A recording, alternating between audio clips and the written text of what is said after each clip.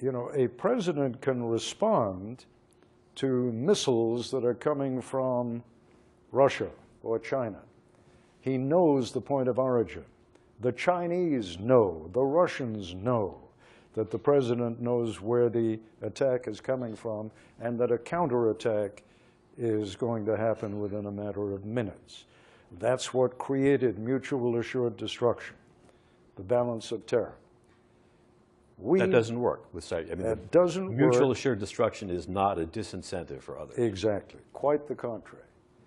It is an incentive. I mean, one of the ironies of this nuclear deal we've made with Iran is that the great danger from Iran is not a nuclear attack.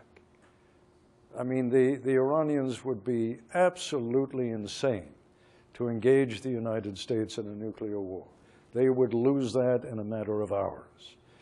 But cyber attacks originating in Iran, or at least ordered by Iran and originating elsewhere, that's something else again.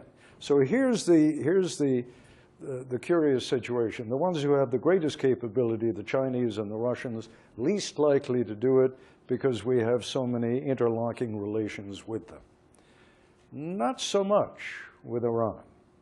Their capability is almost equal to that of China and Russia. We don't have that many interlocking relationships with them. As you go down the capability scale, North Korea, not as capable as Iran, but capable of doing real damage. Do they have a lot to worry about? Think only of those photographs you've seen of the Korean Peninsula at night. Below the DMZ, lit up like a Christmas tree. Above the DMZ, effectively dark. They don't have an infrastructure. They are not vulnerable to attack. The paradox is that we, because we are such a dependent society on the internet, we are more vulnerable to cyber attack than probably any country in the world. You also mentioned in your book that one of those players is Syria.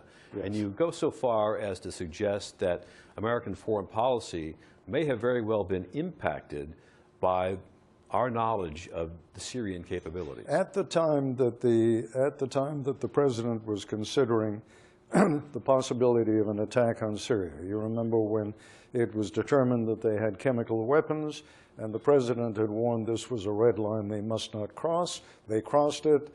The president did nothing.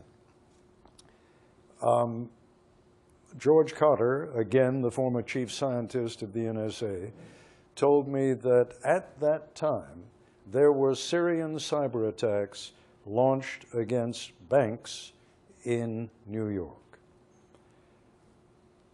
Definitive conclusions cannot be reached, but simply look at what was out there. The Syrians were clearly sending a message. We can cause you enormous damage. We can create huge upset in your financial markets.